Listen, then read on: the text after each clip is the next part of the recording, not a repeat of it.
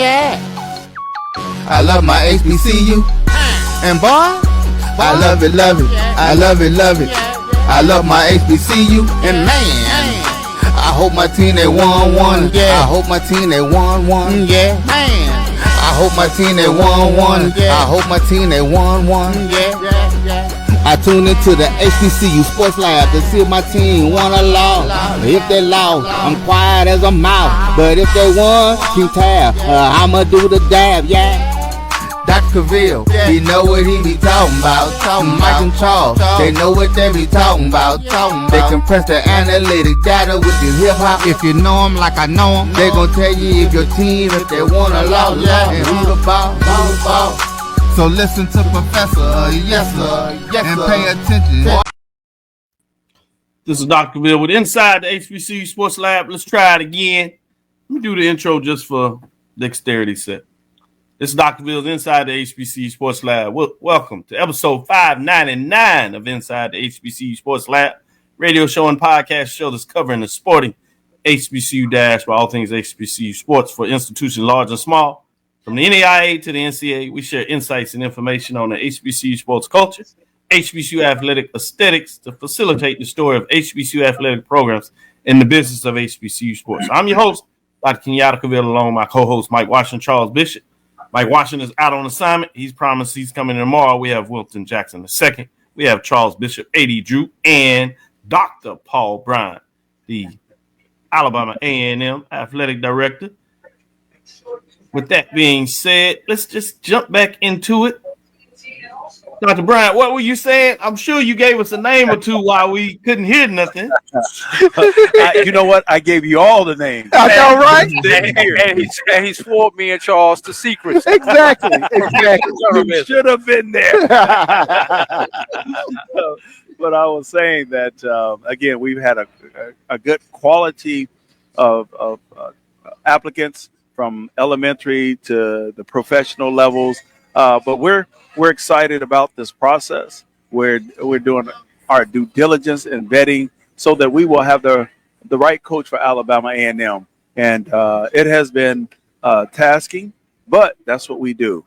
And we believe in positivity, and that's what we're looking for. And I was explaining how some of the processes, how the process goes. You know, we start out by vetting the resumes, then we're going to do a Zoom, and then we're going to bring a couple people on.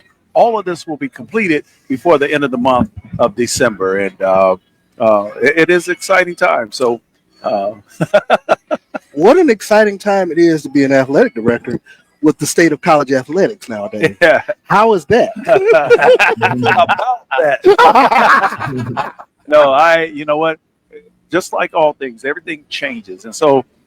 And I was just saying, no one likes to change, but with change comes prosperity. And what we're doing, we're getting ahead of the curve, and all these changes that you talk about, NILs and paying players, and now all that stuff. So what we're doing, we're trying to put in our processes to make sure we can meet the needs of our student athletes. And we may not have the collectives and NILs like the big schools, but what we do have, we have quality staff. We have people that are going to take care of you. Not just you as a number, and I say number as a dollar figure. We're taking care of you holistically, from the spiritual end to the academic end to the athletic end to the social end, and and the mental health and nutritional. So those are the things that we focus on, and not so much on the NILs and how much money we can give you and that sort of thing. So Dr. Bryant, let me ask you this: how hard or how easy is it to sell that to a 17, 18, 19-year-old looking to come to an institution? Obviously, we know those billion-dollar earners are realistically not looking at an Alabama A&M. But that next level of student athlete is something that I think Alabama A&M, along with other HBCUs, can realistically attain. But how do we sell that? HBCU culture, it helps, but it only takes some of these kids so far. Right. There's so many different factors. How do you sell it? But you know what? I differ in that, because I believe what we do, we look for that student athlete who wants to be at A&M. We don't look at those pipe dreamers that say, "Oh, I want to be at University of Alabama." Well, are we going to get those? No. We want to get the people that really want to be a part of Alabama A&M. And I'm going to tell you, HBCUs in general, did you graduate from HBCU? Twice. Did you? Twice. And I know, and it has taken you guys somewhere.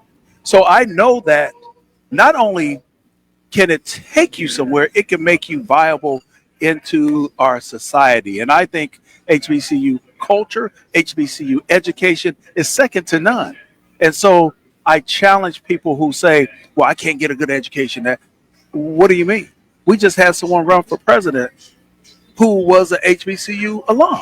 So but at Alabama A&M, we do look for student athletes that actually want to be at Alabama A&M and get that culture of a family, that culture of being successful, because I guarantee you matriculate through our institution, you will be a successful member of society. I know I've sent many people to the hill from when I was coaching in the state of Alabama, And they've been successful. pretty much. I think all of them that I sent to Alabama A&M finished at Alabama A&M except for one. Yes. Okay. Let me let Wilton jump in here and ask his question. So AD, the question I have is, when you replace a guy like Coach Maynard, what specifically are you looking for in the next coach, and what type of culture are you still trying to build in the Alabama A&M program? So Coach Maynard, not only was he a good coach, he was a good person. So we're looking for someone who has those qualities of being successful off the field as well. And of course, I talk about passion. Talking about passion, how do you articulate your craft when it comes to coaching? Again, I said I bring people in my office, and they have to really show me how they teach their student athletes. And that's every coach. That's just not football, but that's every coach. And if you can teach me something, then I know you can teach your student athletes. And then we include the student athletes in that process. So someone that can connect with the student athletes right now, because it can be tough connecting with our student athletes. And so we're looking for someone. We tell them, you don't have to act like an 18 or 22-year-old, but you got to think like them. And that's what we look for. Dr. Brown, I wanted to follow up, and I know you asked a lot of questions about the framework coaching, so folks can go to the Bulldogs show where you summed it up and kind of give them a little nod, because they did an excellent job. But I want to ask you and the president kind of put all the chips on the table. I know we're in Atlanta, but it kind of reminded me of Las Vegas for those that like Charles, Louisiana, or something like that. I'm not going to call any names in terms of Charles. But,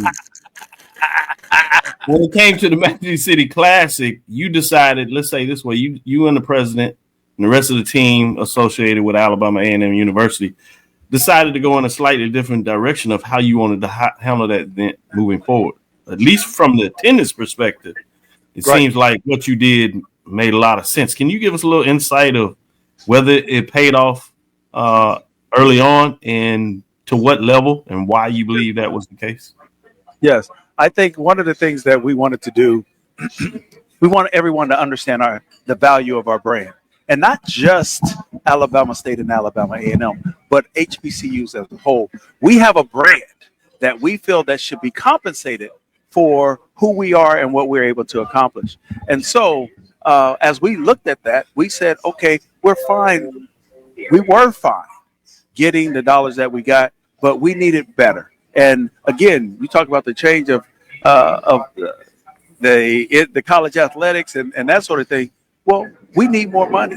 We need to have more resources for our student athletes, and doing what we were doing in the past wasn't providing that. So that was our mindset.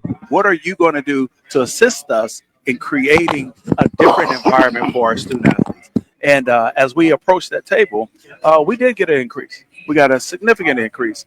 And so, and that's the way we're going to do business. And I talked about this before. If we do business with you, you have to do business with us. And we're not going to just settle for what you want to give. We're going to negotiate and talk about some things that we're supposed to have. So definitely a quick pro quo. Absolutely. Good stuff. Good stuff. Let's follow it up, and then we'll take our first break and let you go. I know you have a business schedule. We don't want to hold you from your meal, and we certainly appreciate that. Can you talk about that from a bigger perspective, from the conference perspective? We've heard people out there talking about doing business and doing more business. We've heard that from several ADs. We've heard that from the commissioner, to be quite frankly. Where do you see that going, and how do you see that helping the SWAC in terms of its ultimate goal? You know, Doc, I think we have the right man at the helm of our conference. And Dr. McClellan has the mindset that, again, the brand is so important and bigger than what a lot of people think. He will tell you about the attendance at our games. He will tell you about how the economic impacts have happened. And we have some of the largest, they call them bowl games. We call them classics. We have ours. I mean, we don't compare to anybody. We're elevated there. And so I think the SWAC there, we're going to be at another level with him at the helm. And I just tell you to stay tuned, because some of the things that we're going to talk about, including tomorrow, is going to be game changers for the SWAC and every institution that's in the SWAC. Wow. We'll certainly look forward. We want to make sure we can get you on. So this time, make sure you take my calls. I'm not going to be asked about the coach. I'm going to be asking about what those metrics were in terms of bowl games, what we call classics in terms of the HBCU arena, the sporting HBCU dashboard, I like to call it. Which measures attendance. I know there's TV metrics, whether it's streaming and on air, that have significantly increased over the years. So it's good to hear that you're pushing for it. It's a negotiation, and you're using those metrics that other folks use to get the dollars that's necessary. Absolutely. Dr. Bill, can I give one point real quick? I'm sorry. Please do. That I was able to capture some metrics from our homecoming. The city... I asked the city for some numbers, and I said, just give me cell phone numbers. Tell me how many cell phones were actually in my stadium from kickoff to the end of the game. We had over 30,000 cell phones in our vicinity. Now, I said, okay, look at that. And then I started digging a little bit deeper, and now I'm showing the city that we don't have games, we have events. So look at us differently when you're talking about how can we get support from the city. So you have to use those metrics to really start getting what you need. What made you think cell phones? Because then I want to know, okay, how many cell phones are you? So that can kind of tell you how many people, but some people have two, and that sort of thing. But I just use the time frame. Now I'm going from Thursday to Sunday. Yeah. Then I want to know, so I took it at campus. Now we actually took it a little bit wider to go in the county. That's going to show them our economic impact too for just that weekend. We're talking, again, over 30,000 cell phone usage. Yeah. And that gives us an opportunity to mass market as well. So those are some of the things there. And also maybe to get a cell phone companies a number so that they increase capacity so that everybody's cell phone actually works in the stadium. Yes. That was one of the main things saying, and at the time we used Verizon. That's who our partner is. And we said, look how many are in the stadium. Now we need cell towers here, here, and here. And that was something that we did this year. And a potential private equity partner. Okay. There's a message to this man. I like it. Data analytics, amazing. With that, we're going to take our first break and come back on the other side. We want to say thank you, Dr. Bryant, for joining us. Great job you're doing with the Bulldogs. And in all seriousness note, keep up the great work. Continue to change lives and move people forward. Go Bulldogs. Appreciate you, Doc. Go Bulldogs. Yes, indeed. At Automasters LLC, our mission is to serve our community by providing quality automobiles at affordable prices. All of our vehicles are inspected and certified to offer you the confidence in knowing you have a quality vehicle. Our goal is to provide you with a seamless process and positive experience for your automobile purchase. Financing recommendations and specific vehicle inquiries are available at your request. You can find us at www.automasters06.com and follow us on Facebook and Instagram. Also, please feel free to contact Terrence Miles at 601-927-7794. And oh yeah, tell him Sonia sent you. Looking for the ultimate cultural experience of 2025? The Zora Outdoor Festival of the Arts is where you need to be. From January 31st to February 2nd, Eatonville, Florida will come alive with incredible live performances from the Levert Experience and the Bar Cave. Immerse yourself in interactive art. Shop from over 80 vendors. Take a journey through history with a new virtual tour app. And enjoy family-friendly STEM activities. Plus, don't miss the unforgettable R&B tribute to the legends, honoring talents such as Whitney Houston, Marvin Gaye, and Luther Vandross. This is more than a festival. It's a celebration of Eatonville's rich cultural heritage. Visit zorafestival.org for tickets.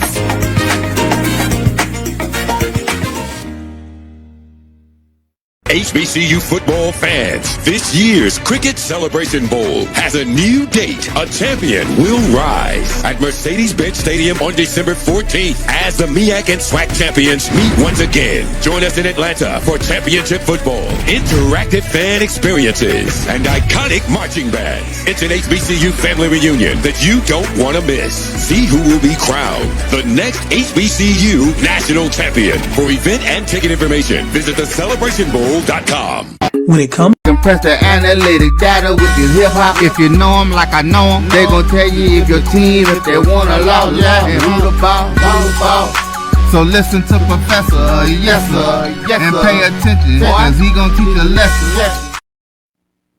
This is Dr. Cavil with Inside the HBCU Sports Lab, and we have a VP and Director of Athletics from the Florida A&M Rattlers. That is D'Angela Suggs. How you doing? Doing well. You do that strike kind of nice there. You know? I have a lot of practice. Rattler to the truest sense, from a baby rattler at FAMU High all the way up. Absolutely. No doubt about it. They taught us young. And smart. That's how you get them and keep them, especially talented people. But with that being said, I know you had to hit the ground kind of running, I'd imagine, in terms of come in. So talk a little bit about how has your experience been thus far? Sure. We're just a little bit over 60 days, and it's been great. Of course, coming in after football season has already started, our basketball teams were gearing up to start their fall camps and getting ready to go into the season. Cross country, of course, doing their thing, and the team's already ramping up right for the fall. We basically dove into the deep end of the pool and swam with some pretty good teammates, and it's been great. It really has. The support from the fan base, the support from our internal stakeholders as well as our external stakeholders has truly been welcoming. We have some work to do. Right, but FAMU is a strong program, strong legacy, and I'm just honored to come in and continue the great work that was started well before I even arrived. Sure, gotcha. I'm gonna go to you, Wilton, and then go to AD, and then Charles that are on site. So go ahead, Wilton, ask your question. AD Suggs, how's it going? Going well, thank you. So one of my questions is, when you look at, where FAMU is now and the state of things, where do you see the next step of your vision for athletics taking place? Like, what's the next biggest thing for athletics at FAMU? What can people expect going forward? Sure. I think it's the same thing that every program is going through right now with the settlement and with NIL and with just the changing landscape, something that we all have been looking at even since 2020, right? Things dynamics have changed with the way that fans and other stakeholders externally use their discretionary dollars to decide how they're going to spend as it relates to sports and entertainment, right? And then how do we continue to grow our programs and our events to make them cutting edge from an entertaining standpoint? Yes, our teams are on the field for those 60 minutes. We're competing in football for the other quarters and halves that we have, innings, if you will, track and field, and all that we do. But how then do we continue to add that entertainment element? The professional leagues, the college leagues, even the high schools are taking a look at entertainment and how you infuse that into having not just the thousands of fans that have been coming every year for decades, right? But how do we get those other thousands of fans that are new fans and going out? And I think that's just a strategy across the board, both internally and externally, as we look at the student athlete experience and what that means moving forward. It's not just FAMU that's looking at that. We're all looking at that. But to be able to be here, even on my way to being mic'd up, taking hugs and from colleagues, and of course you had AD Bryant on right before me and some others that we will see all weekend. We have to do this together. And how can we then just lock arms to make sure that all of our programs move forward here as we continue in the 21st century of the new landscape of athletics? AD? No, Yes. that's he's talking to me on that one. Actually, I've got two questions, but I'm gonna do one right now out of respect for everybody else's time. If I can sneak the second one in, I will. Okay. But obviously, I know, but a lot of people may not realize, you actually matriculate all the way up through FAMU on the highest of 7 hills from Baby Rattler, what was then called FAMU High, right. Now DRS. I graduated from Florida A&M. Now you've come back as the athletic director. What advantages do you think you may have had because you grew up as a Baby Rattler into a Rattler that really are helping you out with this job at hand right now? Sure. So I know all 3 stanzas of the alma mater. I can't even do that one, y'all. That's really good. That's really good. We had no time. We so all of this every voice sing. She really got all these. I know, right? That's real good. But in all seriousness, just really growing up and with that pride, right? Both my parents worked at the university. Now, they're not FAMU grads. My dad's a graduate of Alabama State. My mom, a graduate of Savannah State. She's actually in the Savannah State Hall of Fame for basketball. But they met, got married, Florida A&M. My mom worked in the library since the 1950s. My dad came there as a part of a federal manpower CETA program as an instructor, then went on to manage the bookstore. When he retired, he was working in housing. And so, again, not only did I go to the FAMU high school, the lab school, kindergarten through 12th grade, but I just come across the street, right? My friends that were there, Dr. White's children and I would cross the street and we do our homework. Then we go watch the band practice. And so the traditions of it, I grew up in those traditions. But then to go away and then come back and add the professional element to it, right? I get the pride piece. I get the tradition piece. How then do we anchor that into aligning it with best business practices and looking at how we understand tradition? I mean, there used to be this saying, understanding your past to go to your future and those kinds of things. I get that. So I don't have to, I can kind of skip the line and, clip those courses as we used to call them and really take a look at the business piece of it. Understanding all the differences and nuances of all of our fans and being able to respect perhaps the different recommendations that would come from the fan base, but really understanding that we all want to get to the same place, which is a successful Rattler athletics program. It's kind of fascinating listening to you because with you being steeped in the culture of FAMU, you know all the chinks in the armor and things of that nature. But I'm just curious, my background is much like yours. I grew up loving Jackson State. My grandma would say, "What is better than Jackson State?" That sort of thing. But just culturally, I mean, what does it mean to sort of grow up within that culture and just I say FAMU people, they love FAMU, Right. much the same way the Jackson State, they Sure. love Jackson State. But I marvel at that sort of mindset. Mm-hmm. I mean, how is that? Just kind of coming up in that. It's good, right? It's really good, and the many people saw the press conference. The tears even caught me off guard, right? Yeah, in terms of me having to take a deep breath and move forward with it. But that was that moment where it was kind of like, wow, this is really happening. But also, I am serious about the responsibility that I accepted.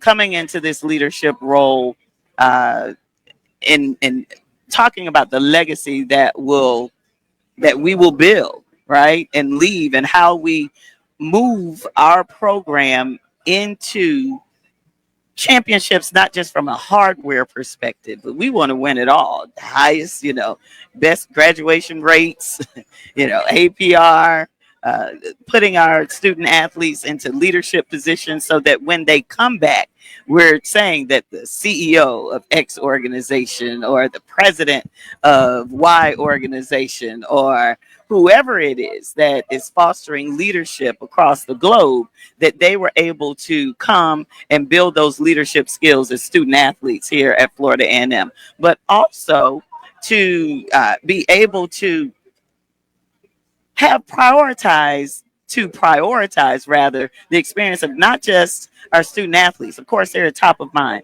but our fan base, having them to have a great experience, but also our coaches and our staff, for them to have a great experience. Sure. We're talking about Team FAMU. Came in saying it's not just the athletics department, it's the FAMU athletics department. And that means across the campus, everyone that's involved, from plant operations and maintenance, finance and administration, student affairs and housing, dining services, all of these entities play a part into our student athletes being able to go out and be successful. Very interesting. Very.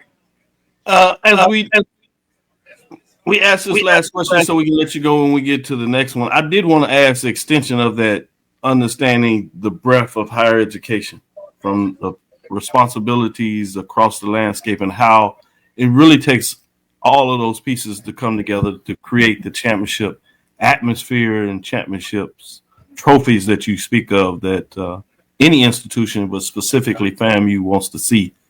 Right. Talk about some key items that you believe are necessary to create those strategic alignments, I would call it, across a campus to have success. Certainly, and relationships are important. That I was there for 9.5 years before going to the Florida Sports Foundation, but 7.5 years is a long time that I've been gone. And so there are other VPs, other vice presidents of divisions that it's essential that I build relationships with them.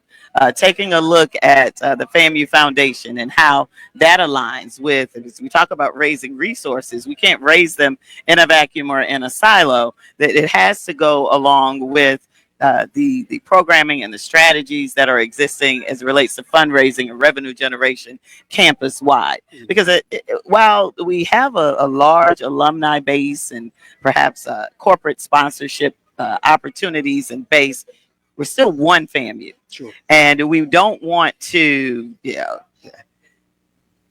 have any type of lack of synergy as it relates to our approach and solicitation of support into the university. Because again, we want to be able to bring that support in for the entire university. Of course, athletics has an opportunity to reach millions in seconds. Sure. And with that, we want to continue to raise our value as a program to the university overall, increase a quick awareness, right? Participation and understanding what the university has to offer. Because as we then are able to showcase our programs throughout the media, that then also gives people a chance to see FAMU. Sure. With that being said, I want to say thanks, Angela Suggs, Vice President and Director of Athletics at Florida A&M. The Rattlers continue to do what they do, but we want to thank you for your time. We're going to take our next break, and we'll come right back on the other side. Those fangs, boy. Woo-wee. That's right. Fangs up. Fangs up. You know, say go JSU this weekend. Oh no! Exactly. What's SWAC love this week? That's right. Exactly. I'll throw it up. Yeah. How about that? All right. Thank you all. We'll be right back after this next break.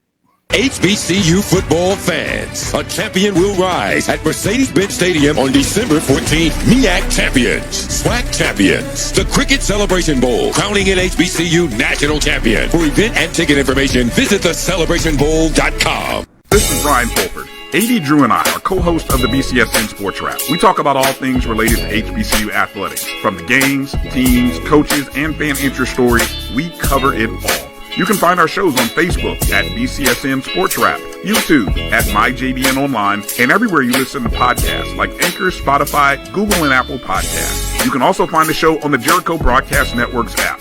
Make sure to download. We look forward to you joining the conversation and being a part of the show. Compress the analytic data with your hip hop. If you know them like I know them, they gon' tell you if your team, if they wanna lose, and who the ball.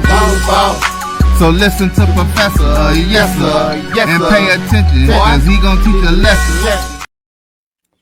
This is Dr. Bill with Inside the HBCU Sports Lab. We have the athletic director from Prairie A&M University, Mr. Goff. Goff, how you doing? I'm good, bro. How you doing? I'm doing well. I like that hat on with the Texas, the P. Yeah, you know, I like it. That's a nice little look. Keep a little flair. I keep a little flair. You do. So I guess we're going to start it off. I know you're going to tell us who the new coach is. Breaking news. Yeah. Breaking news. But all seriousness, how's the search going? Good, man. Good. I'm excited about it, man. You know what the search firm told me, man. They were like, you know, we thought there'd be a lot of interest. We didn't know there'd be this much interest, right? And so, you know, they were pleasantly surprised. And I tried to tell them about the brand of Prairie View and how many people is going to covet this job. And, you know, I was proven right on that. It's a great candidate pool and going through it, man. And, you know, for me, it's about finding the best person that's going to fit what we need at Prairie View. It's not about the best person I know. It's not about the best person that's ever worked at Prairie View. It's not about the best PV alum. You know, not about the best person that's worked in a SWAC school. Like, it's the best person I'm about to find that can take us to an elevation that we haven't been before. Great points, and I know you get a lot of pointers of who the next coach should be. So it's good that you have your metrics that you're using, that you stay true to. And I'm not sure if everybody really understands that you've trained in understanding the goals of the university, your president, the alumni in terms of what they want to see, but trying to create that synergy to select who you want. So it's good to hear that. With that being said, I'm going to go to you, Charles, back to you to let you ask your follow-up question. Yeah, and as you get in there, be careful. That's my AD right there. I know. I got to be careful with your AD here. And I wanted to ask, especially with the speed at which things happen in college athletics, in terms of just finding the right candidate and the time frame. How, I guess I want to ask, how important is it that you move with some speed to find the right person and to sort of make sure they integrate themselves within the Prairie View community? Yeah, no, it's super important because, you know, as soon as you make a decision to change a coach, you're behind the 8 ball in recruiting, right? Because anybody you recruited, now they're kind of like, well, I don't know who the next person is, right? Then because of this transfer portal thing, so it's some of the guys on the team with uncertainty on who's going to be the new coach, they may decide to jump in the portal, right? There's guys out there in the portal right now trying to make decisions, but it's like I might be interested in PV, but I'm not sure if I can commit right now, right? Because obviously right now, the coaching staff that we have there really don't have the ability to actually sign somebody because, you never know. They sign somebody, they come in there, new head coach comes in, like that's not what I was looking for, right? And so the speed is definitely important, but the process is important, right?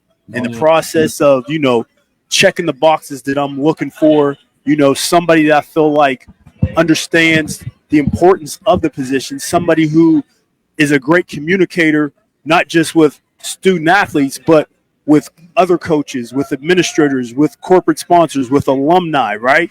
Somebody who understands what we call at PV the recruiting triangle, Houston, Dallas, San Antonio area, right?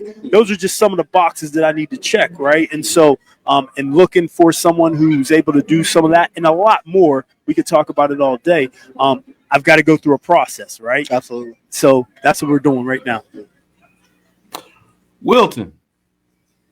My question is this: how would you describe from where you sit as the AD? What would you describe the culture of Prairie View athletics right now? I know with several things you just mentioned, obviously transfer portal, players, not players, name, image, and likeness, NIL. Where would you put a gauge on where PV's athletics is right now? What takes right now? I'm sorry. So I would say we're a work in progress, right? And I say that because I've got to set the culture. So I've been there a year and 4 months, right? And so I think from what we're doing, this move that we made, I think everybody understands that there's a different standard right now that we're trying to get to another level, right? I put money into facilities. We're obviously having a brand new football coach search right now. We are trying to make sure that we are what I want to say is the model FCS program, right? And that's across the board, football and the rest of our sports. And so we're a work in progress. I've just submitted my my strategic plan to my president and to our cabinet, and so they're reviewing that. And once I'm getting the full approval of that, then we'll have that what we call our navigation plane, right? Of where we're going, how we're doing it. Now, for me, it's about our 5 pillars: academic, athletic, community service, career development, personal development. Every single one of our decisions will have hopefully a positive effect on one of those 5 Panther pillars. And so we're a work in progress. I like that. Panther pillars. 80? All right. As you go through this search, and I'm trying to say, one thing that a lot of people find out with these hires, just because a person can cook, don't mean they can run the restaurant. No doubt. So what characteristics, as you go through all the resumes and LinkedIn's and emails and everything that you have to go through, what type of characteristics are you looking for to tell if a person who we know can cook, they wouldn't even be considering if they can cook, but can they run the restaurant? What kind of characteristics are you looking for? So when it comes to that, one, okay, if I'm looking at someone who's been a head coach, right? Someone's been a head coach, and I can tell if they can run a restaurant, right? If they haven't been a head coach, then I need to know what lineage they have, right? What other programs have they been with, right? Have they been winning programs? Who are their mentors? What coaches are their mentors that they are going to take? Because we've all been mentored by people that we take little bits from and kind of make it of our own. So who's been this coach's mentors, right? And so that'll give me an indication of whether the guy can run the restaurant or not. Great.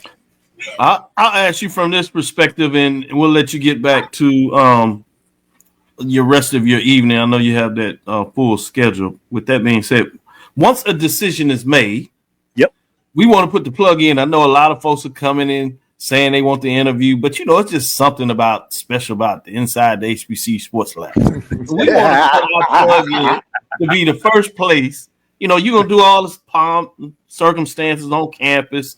You're gonna send out everything that's appropriate, but the first interview stop needs to be the inside the HBCU Sports Lab. Can you make that happen? Listen, you got my cell phone. When you call me, I pick up. All right, bet. You know what I'm saying? I have I ever not picked up for you or returned a text from you? No, sir. There you Quickly go. at that. There you Quick go. like that, I might All you add gotta do is something. hit I'm me, brother. surprised. I'm like, that. Yeah, all you gotta do is hit me, brother. I got you. All right. With that being said, enjoy the rest of your evening. Always a pleasure to talk with you. Taking care of business down there on the hill, as we like to say. I know some other schools that we interviewed, ADs like to think they got a hill, but you know. With that being said, we'll take off next break and come back on the other side. We have one more AD that we want to share some love with, and then we'll talk a little bit about the game as we talk about the matchup. Stick with us. Be right back after this break. HBCU football fans, this year's Cricket Celebration Bowl has a new date. A champion will rise at Mercedes-Benz Stadium on December 14th as the MEAC and SWAC champions meet once again. Join us in Atlanta for championship football, interactive fan experiences, and iconic marching bands. It's an HBCU family reunion that you don't want to miss. See who will be crowned the next HBCU national champion. For event and ticket information, visit the Celebration Bowl.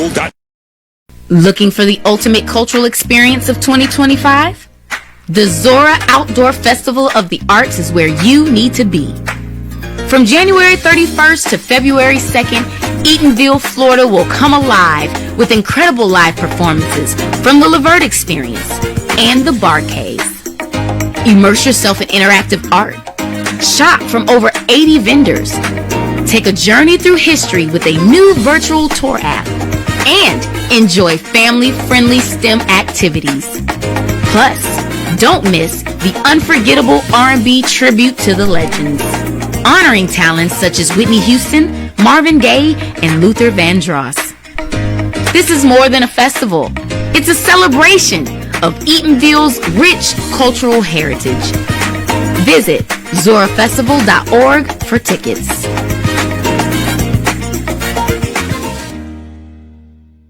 ESPN Events Band of the Year, a title reserved for the absolute best in the world of HBCU marching bands. A season-long competition that culminates in Atlanta on Friday, December 13th. Drum majors, percussion, drill, auxiliaries, musicality. All aspects will be adjudicated by expert judges in the world of college bands. 4 bands will qualify for the big stage, where national champions will be crowned. Follow us on social media for ranking updates throughout the season. And join us at Mercedes-Benz Stadium on December 13th. For event and ticket information, visit bandoftheyear.com. Tickets are on sale now for the 4th annual NBA HBCU Classic presented by AT&T, featuring Morehouse College and Tuskegee University. Don't miss this action-packed event happening at NBA All-Star 2025 and filled with competitive matchup and marching band performances celebrating HBCU pride. See you in the Bay. Compress the analytic data with your hip-hop. If you know them like I know them, they gon' tell you if your team, if they wanna lose, and who the ball. So listen to Professor, yes sir, and pay attention, cause he gon' teach a lesson. This is Dr. Bill with Inside the HBCU Sports Lab, as we have none other than Dwayne Robinson. He was appointed as the new director of athletics at Alcorn State University. With that being said, how you doing? I am doing well. How you guys doing? I'm doing pretty good. I know we had your colleague, Angela Suggs, FAMU, and she came in like in the middle of football season. You had just a little bit more runway. Yeah, just a little bit, maybe. Not much, just a little bit more runway. So I guess the first question is just ask you, really, I'm not sure you had a chance to take a breather, so this may be just a little bit of it. But with that being said, how has it been? Well, I tell you, man, it has been an amazing opportunity thus far. Coming in kind of 3 games into the season, you kind of embrace it the best way you can. The first thing you do is love upon your alumni and listen to them and hear their, take all the bullets. Wins if you get some. But it has been amazing. The Alcornites, man, are a great fan base. To me, they're the best fan base in HBCU sports. And I think I'm really excited and happy to be the AD at Alcorn under Dr. Tracy Cook, who is our president right now. And I think he's going to do an amazing job as well. And it's a partnership that we have. And that's what makes it work really for us. And our fans are just amazing. So it's been good. It's been good. Got to bring some new people on board to do some things and help out, which I'm actively engaged in that. Of course, we're always fundraising, trying to create some new opportunities. Got some new facility ideas that we're going to be implementing here soon. So it's a great time to be at Alcorn right now.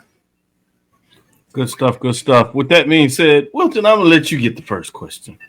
AD Robinson, I have to say this before I ask my question. Coming down to Lorman every other year for the Soul Bowl, it's nothing like being in that stadium and just being on that campus. It's always a good time when I come down for that game. But I want to ask this: having still getting adjusted into this first year, what's been some of the bigger challenges for you? Kind of coming into this role.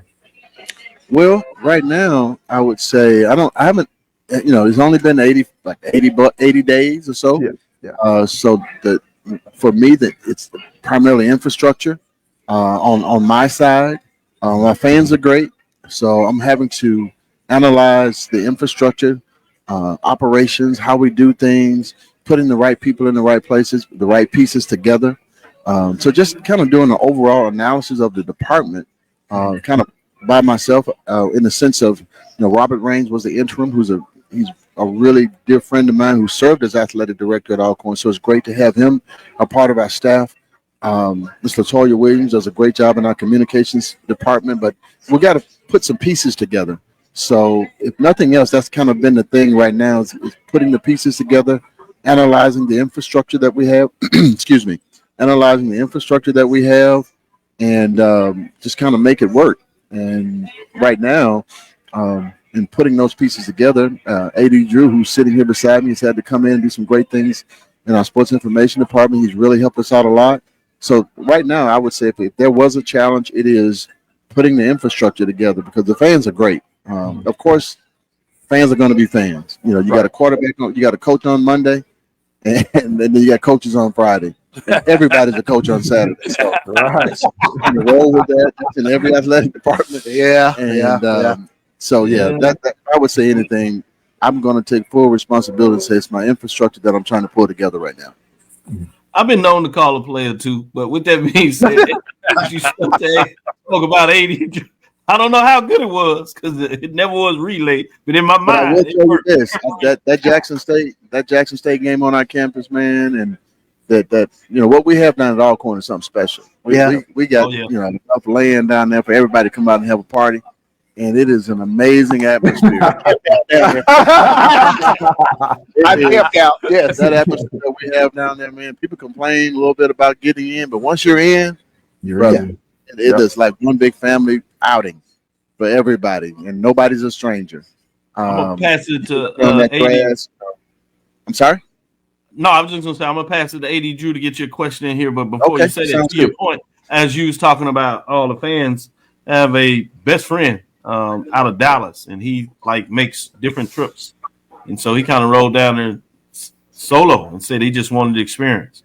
He couldn't give enough praise in terms of the atmosphere, and so this is literally somebody that didn't grow up with it like Wilton or Charles. AD Drew getting a chance to be amongst it, working in some capacities and helping out, but he was from the outside, a SWAC fan, but his first experience down there specifically for Jackson State Alcorn, he said he just was outdone. So AD Drew, go ahead. AD Robinson. That's Alan Williams. Say again. I was just saying that was Alan Williams giving him a shout out, but go ahead. Oh, okay, I got you. AD Robinson, your first opportunity to come here to the Celebration Bowl as an athletic director. Mm-hmm. So what has been different about coming here in your role this year than in years past that you've come here? And what do you expect to get out of it this year in your current position? Well, right now, it's the camaraderie amongst my peers. I have some great friends that I've been in this business for 25 years. I kind of know a whole lot of people. So coming in this role allows me to be amongst the decision makers, being in those meetings with the commissioner, being a part of that growth that the SWAC has right now. In this role, I have a voice, which is amazing for me because having the years of experience that I have, I can speak, from longevity and experience. And when I talk to my peers, we all have been in this business a long time, but quite a few of us. So, and being kind of amongst the same age group. So when we talk, we all listen to each other. We're not the old guys in the room, but we're the experienced guys in the room. So it's just been great as we've talked over the years. All of us have been supporting each other, become an athletic director. So coming here to the Celebration Bowl, I've been associated with it for quite some time. I hope to come back here participating with the team. But it is good to be amongst my counterparts and just like that. In the room and having a voice. Yeah. So great. Good stuff. We'll let you out of here after this. We're gonna let Charles ask the follow. Well, I'm gonna go back and ask you about the fan base and growing up in Mississippi, cousins, aunts, Alcornites, hardcore. I think every fan base has a uniqueness to them, but it's something about Alcornites. Listen, when Jackson State plays Alcorn, listen, I don't hear from my family. So Thanksgiving is kind of weird. Yeah. So I'm just what is the uniqueness and what is it that they just absolutely love about the reservation? Well, we have a saying about Alcorn. Mm-hmm. The air is different. It's cleaner. Yeah. The grass is greener. They remind me. And the water is sweeter. It's sweeter. Yeah. And I'm almost tend to believe that. And you better believe it in your role. I graduated in 1970. I started my athletic career there in 1999 as the Goff coach and working in agricultural extension. And I tell all of my recruits and parents, and I tell you one thing I did, just talking about the alumni, I've been at 8 different institutions, HBCUs and 1 PWI. I've never seen the passion that this group of people have for a university. I mean, they are so passionate, but respectful, but passionate. I tell any kid, if you stay at Alcorn past a year, because it's a place where it allows you to grow. And I say this about all HBCUs. HBCUs give our kids an opportunity to be creative and express themselves. Alcorn can give you a little bit of those days when you want to be by yourself, when you want to be creative, or when you want to, if you need to get away. You can go, if you never had fish before, you can go, never done that kind of stuff. If you want to, you will see all the wildlife we got down there. Some stuff and it doesn't bother you. Yeah. But it's just laid back and cool. Yeah, my first hunting experience is down you know what I'm saying? Parts. So being remote like that is cool, but it just allows for so much expression and it kind of brings you in a little bit, a lot actually. So, and I can understand that, being the athletic director now and talking to many more of our alumni, man, it is just an amazing atmosphere, especially during football season. One of the things I'm doing now is not advocating, because that's part of my role, but I am getting my fans and my alumni to embrace all of our programs overall, and not saying that they haven't done that in the past. We've had, great track program at one point. We want to get back to that and bring those alumni in. We had a great tennis program at one point. We've won championships in every sport that we have. So now it's galvanizing all of that support, not just for Alcorn, and the fact that our president, man, played football there, graduated there, and has been in that area, and they love him. And I tell people all the time, I am in the right place at the right time at Alcorn State University. No doubt. Yep. A perfect way to end it. That's a statement and a mic drop. With that being said, we're going to take our last break. We'll come back on the other side, and we'll get in some final points on the football game just to give you some insights from these 3 gentlemen. With that being said, let's take our last break, and we'll come back on the other side and give you those pointers. At AutoMasters LLC, our mission is to serve our community by providing quality automobiles at affordable prices. All of our vehicles are inspected and certified to offer you the confidence in knowing you have a quality vehicle.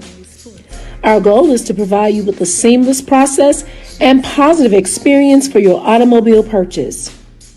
Financing recommendations and specific vehicle inquiries are available at your request. You can find us at www.automasters06.com and follow us on Facebook and Instagram. Also, please feel free to contact Terrence Miles at 601-927-7794. And oh yeah, tell him Sonia sent you. Morehouse College and Tuskegee University men's basketball teams were selected to compete in the 2025 NBA HBCU Classic presented by AT&T. The fourth annual NBA HBCU Classic will be played in the Bay Area as part of NBA All-Star 2025 and will once again celebrate the rich traditions, on-court athleticism, and commitment to excellence of the HBCU community. For tickets, visit nba.com/all-star. HBCU football fans, this year's Cricket Celebration Bowl has a new date. A champion will rise at Mercedes-Benz Stadium on December 14th as the MEAC and SWAC champions meet once again. Join us in Atlanta for championship football, interactive fan experiences, and iconic marching bands. It's an HBCU family reunion that you don't want to miss. See who will be crowned the next HBCU national champion. For event and ticket information, visit the Celebration Bowl. Looking for the ultimate cultural experience of 2025? The Zora Outdoor Festival of the Arts is where you need to be. From January 31st to February 2nd, Eatonville, Florida will come alive with incredible live performances from the Levert Experience and the Bar Cave. Immerse yourself in interactive art. Shop from over 80 vendors. Take a journey through history with a new virtual tour app. And enjoy family-friendly STEM activities. Plus, don't miss the unforgettable R&B tribute to the legends, honoring talents such as Whitney Houston, Marvin Gaye, and Luther Vandross.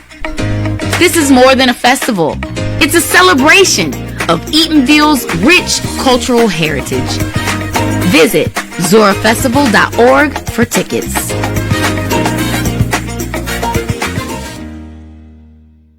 ESPN Events Band of the Year, a title reserved for the absolute best in the world of HBCU marching bands. A season-long competition that culminates in Atlanta on Friday, December 13th. Drum majors, percussion, drill, auxiliaries, musicality. All aspects will be adjudicated by expert judges in the world of college bands. 4 bands will qualify for the big stage, where national champions will be crowned. Follow us on social media for ranking updates throughout the season, and join us at Mercedes-Benz Stadium on December 13th for event and ticket information. Compress the analytic data with your hip hop. If you know them like I know them, they gon' tell you if your team, if they want a lot, and who the ball. So listen to Professor, yes sir, and pay attention, cause he gon' teach a lesson. This is Dr. Bill. Inside the HBCU Sports Lab, we have the professors live in Atlanta. 2 of them on site at the Omni and 1 in his room. He's on probation. We're gonna let you out a little bit. In all seriousness, I appreciate you putting a little bit of this extra time. I know it's been a long day, so we're gonna get in there. But as we promised, we had some of the pregame festivities, if you would. Now it's time to get into the matchup. In terms of the matchup, I'm just fascinated. I don't think we have really had a chance to realize what we have in front of us on Saturday. We have clearly the top 2 HBCU programs. I know some people want to argue about a 3 or 4. No, we got clearly the top 2 HBCU programs at the FCS level. We got the number 1 Jackson State Tigers coming in at 11-2, winners of the SWAC championship game, playing 8 conference games. They're 8-0. You have number 2 South Carolina State Bulldogs coming in 9-2 overall, 5-0 in the MEAC, winning their conference as well. Then you got FCS rankings. At the FCS rankings, according to the AFCA FCS coaches poll, you have Jackson State that comes in at number 15. South Carolina State comes in at number 18. So you got a top 20 matchup among all FCS programs. You got the top 2 programs clearly in my point of view. So I want to break you down from a defensive perspective, because they say defenses win championships. So I want to get your perspective of what this looks like. On the defensive side of the ball, you got overall defense, if you would, scoring. You got South Carolina State that comes in at 19.6. They're just behind North Carolina Central. That was ranked number 1 in conference in terms of just conference games, right? But on the other side, you have Jackson State that comes in number 1 in terms of defense. That's 15.9 in terms of their matchup. Well, as I told you about this overall FCS, let me give you in terms of the FCS matchup to let you know that these are top teams as well. Top 20 in terms of their defensive data. You got South Carolina State, 19, ranked overall in terms of giving up 20.9 points a game in terms of what they did all their games across the season. Then you have Jackson State at 10, 17.92. Not a lot of difference there when you think about it, but in terms of those point differentials. So I'm fascinating to see. Again, I'm going to come to you, AD Drew. I want to get your thoughts in terms of the defensive side of the ball. What stands out to you from both teams or what they can do to you defensively? What stands out? Both of them can shut you down defensively. That's what point blank stands you out when you look at these two teams. Because of where I'm at right now, I don't have the numbers in front of me, so I'm going to go with the eye test right now, Dr. Cavil. Awesome. Jackson State, we know for the last 8-9 games of the season, if you don't have it by halftime, you're not getting it against Jackson State. I mean, that's right. And South Carolina State, outside of the North Carolina Central game, has pretty much been the same way, especially in interconference play. Yeah. So the thing defensively, and you said just defense, whose defense is going to be able to create either a turnover for a score or a short field for their offense? That's going to be the difference in this game defensively, in my opinion. Good stuff. I'm going to go to you, Charles, in terms of your thoughts. Same thing, defensive perspective, but I want to look at matchups. I'm going to choose the South Carolina State. The big game was a Thursday night game at home, if you would, against North Carolina Central. A lot of ways a defensive slugfest. They were able to jump out in front, but they were able to hold on in the second half. If you think about that being one of the better games and better teams they had, how does Central compare to what you see with Jackson State from an offense perspective? And then juxtapose that looking at Jackson State, still defensively, but the team that I'm going to match them up with, oddly enough, I also played South Carolina State, but FAMU, since that was a home game, is one of them. But the one I'm going to look at, because I want to do it similar in terms of South Carolina State, since they were home, I'm going to stick with that FAMU game. Jackson State was at home. FAMU came in, played really solid, close game until late. And in that game, actually, defense made some key plays, much like South Carolina State. When you kind of look at those type of matchups, what do you think about the defenses of these two teams? And that's a good comparison. I think when you take a look back at the FAMU game, Jackson State's defensive line started to get home late in that game. And I think that's one of the things that I'm really paying attention to is as to can they get to Eric Phoenix? Can they get him, out of sync, if you will? Off schedule. That's the exact word I was looking for.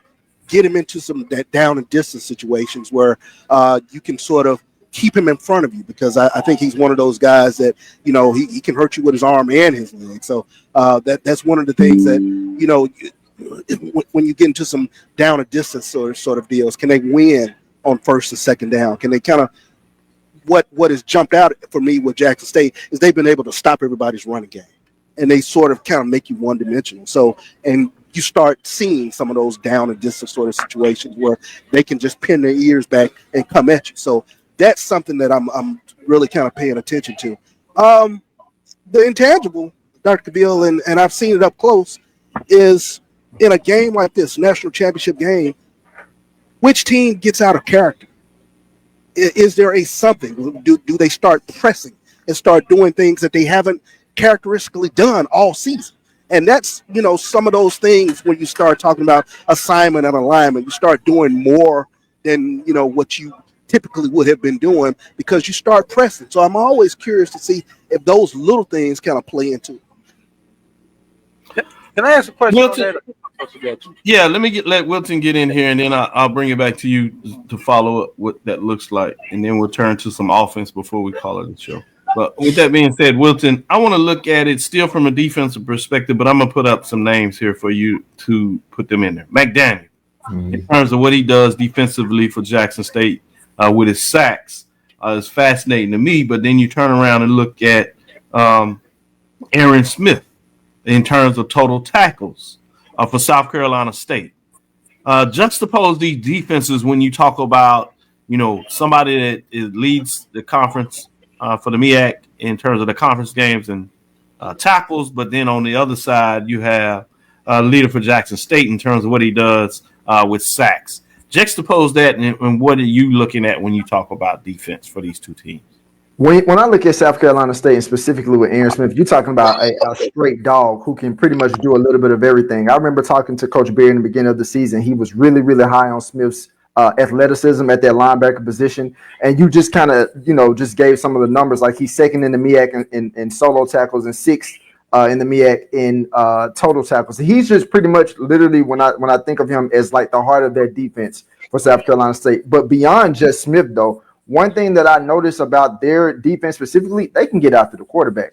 Like they have, I think, roughly 36 sacks on the season. They've gotten 36 sacks on the season, first in the MEAC. So they getting after the quarterback. So it's going to be very important for Jackson State's offensive line to make sure that they know where players like Diego Addison and Jaden Broad and Aaron Smith, all those players, they're going to have to make sure to know. And keep an eye on them on the field. And I think more so with Robert McDaniel, we just saw his impact last week. 2 interceptions against Southern in the SWAC championship, not even playing in his normal position. So his impact was definitely felt. And one thing I also noticed about this Jackson State defense is that TC talks about it a lot.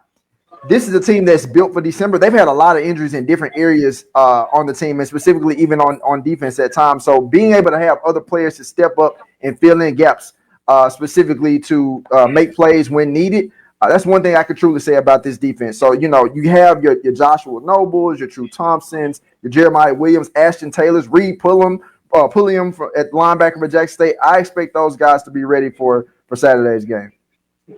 Good stuff. Shout out as he did that beta new kick slide. That was kind of nice there. I must say. That was dope. That was dope. Speaking of Alcorn, obviously he transferred over, but wanted to give him some love, rightfully so. That's how you do it. That's how you show that. Much love to the six there. Got a reason to pull for Jackson State outside of the SWAC. Right? Let's go offensively. But before we do that, I know AD wanted to get a question in there. Go ahead, AD. And this is kind of a general question. This is neither offense or defense.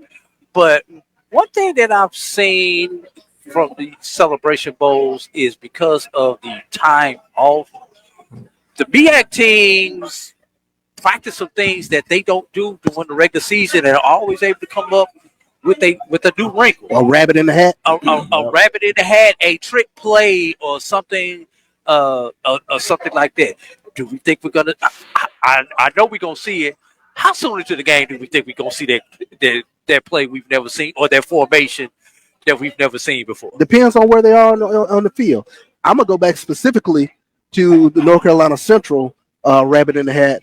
Oh yeah, I had watched practice all week. They were ready for that, and they snuck it in. And we were standing over on the sideline. I'm like, oh my God, they had practiced for that all week and they got it past them. So that's when I started thinking about just little things that, you prepared and you start pressing and things of that nature, and you just let the little things slip past you. Yeah. Wilton, when do you think it's going to come out? Trick play. Who's going to do it first? I would probably say South Carolina State. But knowing a coach like Tennis Bear, I don't think he would do something like that in like the first quarter. I think it would come in somewhere maybe like depending on where the cushion of the lead is, maybe somewhere in like the second quarter, maybe before halftime, depending on how things are. I like it. I'm Last question we'll have here. Punt, something. to be Yeah, there. I like it. Hey, it was a great question, AD Drew. Perfect one in terms of the synergy, because that's the special teams. So we'll let that talk about from a special teams standpoint. Trick plays in a lot of ways happen to be there, and if not, you need to be special on doing it. Shout out again to Robert McDonald. Since we had Alcorn State and we talk about Jackson State, show them some love from Alcorn State, Delta Kappa down Delta there. Kappa, DK. As he brought it home 06 to the Bulldogs there. With that being said, I want to look like talking about offensively. What do we have going on with these teams from that perspective? Offensive, obviously, for Jackson State, you got to look at Irv Mulligan. I had a chance to do some voting, and he had my vote for a national individual best position, top 11 that they were looking at various positions, and I had him as my top running back coming out, just to let you know how much I really appreciate what he's got done from that perspective. But when you look at it in terms of offensively for the MEAC, when you look at names, it's going to be interesting when you talk about South Carolina State. From the perspective of rushing, you got Adams that's really solid in terms of what he brings to the table. Top 5 in the conference from a MEAC perspective. Charles, I want to get your thoughts in terms of what do you look to see in this game? I think a lot of people are going to think that both teams are going to seek to establish the run. They want to see if the offense, as they like to play, can be physical, but can they oppose it a little bit on the other team's defense? I'm not sure how that's going to play out early. So would anybody come in there and try to pass? And if they do, who do you think would have a better opportunity passing the ball if they can't try to run early? I think South Carolina State would have a better opportunity passing the ball. I think Eric Phoenix has proven himself throughout the course of the season as a very capable passer. I would say with regards to Jackson State, obviously, you game plan to stop Irv Mulligan, but I think that's where it has opened up things downfield for a guy like Jonas Fertilli, a young man who's 6'5", 220 pounds, and he can fly. And he gets his one-on-one opportunities. Can Jackson State win those one-on-one opportunities when you do suck that safety in and he gets that one-on-one? Will he get an opportunity to go up and go make a play? Wilton, come to you, and I'll save AD for last in terms of this offensive perspective. When you look at it offensively, both teams are number one, unlike defense, where South Carolina State was 2. Jackson State is 1, and they put up 39.5 points a game. That's over their 8 contests. But look at this. South Carolina State is also 1, and they put up 47.6 a game in terms of what they're doing over their 5 games in the MEAC. You just told me how tough these defenses are. Are you looking for an edge of one of these teams that maybe do a little more offense than the other? I think it's going to come down to, as crazy as this sounds, I just told you about which defense or both defenses are good, and it's going to come down to which defense on the defensive side of the ball can get a stop. But then also from an offensive standpoint, it's got to be which team's offense can make that big play or that most explosive play when the time is needed, whether it's a big explosive play to potentially, get a game-winning field goal. What does that look like? It could be an explosive run. Like, just look at an example last week with Jackson State and Southern when Zy McDonald came in the game. As soon as Jacobian Morgan went down, Zy McDonald came in and gave Jackson State a huge run that set up that touchdown right before halftime, which was probably the biggest touchdown of the game. So I think when you look at, when you start talking about the offenses competing in this game, it could be very well a situation like that, a play that could really flip the switch, especially if both defenses are playing well. And I would be remiss if I didn't say this. Like, I think we've talked about all the skill players, specifically on both sides. We need to make sure that we give plenty of love to these offensive lines because they've been dominant all season. They've had lots of continuity on both sides. Even with South Carolina State offensive line, you're talking about Cam Johnson, Eric Brown, Nick Tace, and then, you talk about Jackson State's offensive line. I was doing some numbers. With most of their starters, it's like 80. They've had like 86 starts combined over 2 seasons. So we're really going to see which of these teams' offensive line is the most physical in this game. Yeah. Yeah, talking about, as I said, voted. I got to vote for 5 offensive linemen. I had one from Jackson State and one from South Carolina State because I thought they were that impressive on the year. To your point, going to you, AD, Drew, giving you the total scoring for all of their games at the national level. You have South Carolina State ranked 12. While they are a little below 10 points or so below their conference, they still overall put up 35.5 points a game.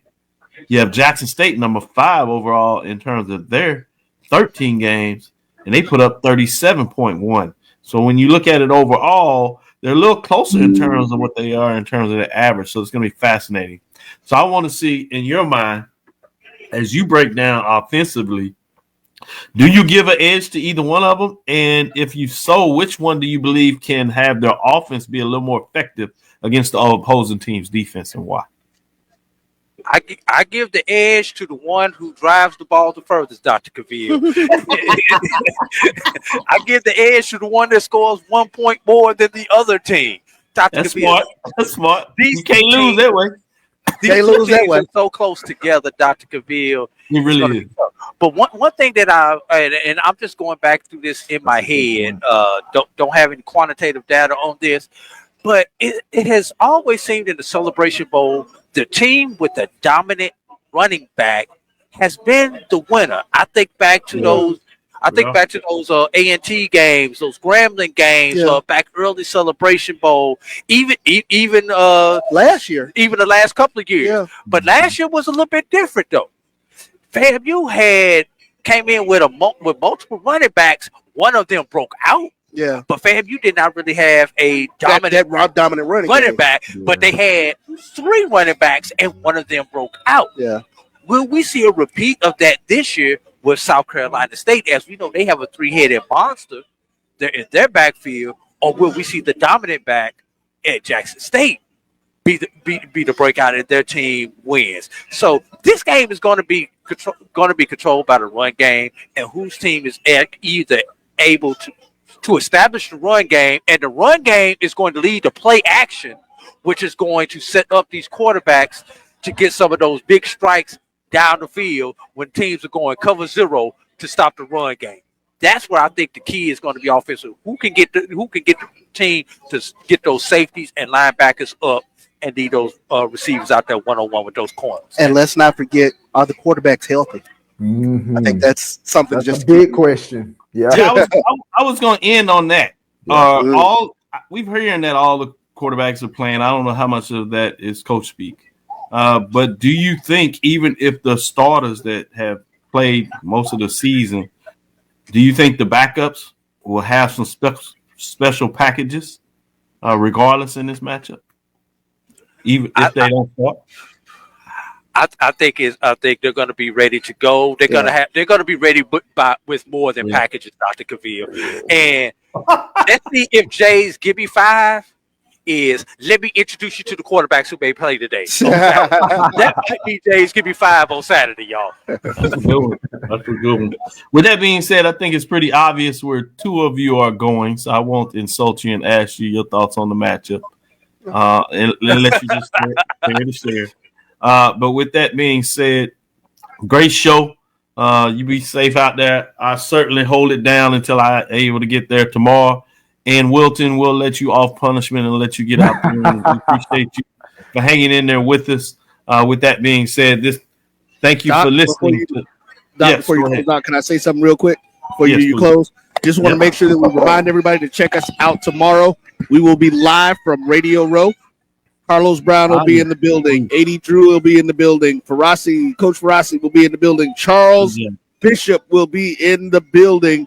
And we'll have a lot of stuff. We'll have the crew in the setup there covering HBCU sports like no one else does for you.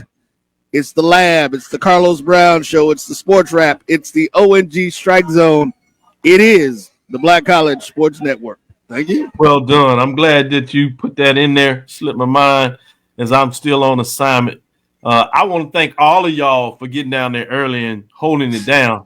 Since I couldn't be there, traditionally, Charles, we like to get in Wednesday and take us a day to kind of take it in before we commit to all the work. But Right. you all are down there making sure you represent. So I want to personally say thank you, and I can't wait to get down there. With that, save me some drinks, save me some unwind, save me some food, man. Save me something, man. Don't do it all. Don't smoke it all. Don't save some. Save some. I got you. We get ready to close this thing out. Thank you for listening to Inside the HBCU Sports Lab. Make sure you share our podcast with your friends and colleagues. I am Dr. Kenyatta, Cavil, the Dean of HBCU Sports, coming from inside the lab in the College of HBCU Sports with Mike Washington and Charles Bishop, AD Drew, Wilton Jackson II. Again, I want to thank you for listening to Dr. Cavill's Inside the HBCU Sports Lab with Mike Washington and Charles Bishop every Tuesday and Thursday at 6 o'clock. And we will be back Sunday at 9 o'clock Central Time, 10 o'clock Eastern, with Show 600, which we will unveil our champion based on whoever comes out the winner of the Celebration Bowl. But we'll do it officially on Sunday. With that, we'll call it a show. We'll see you on the other side. Follow me, Dr. Kenyatta Cavil, DrKenyatta, Facebook and Instagram. Inside the HBCU Sports Lab on YouTube and Facebook. Dream big. Continue to move forward. We will talk with you soon. Wilton? Of course. Charles? Lecture. AD? Dismissed.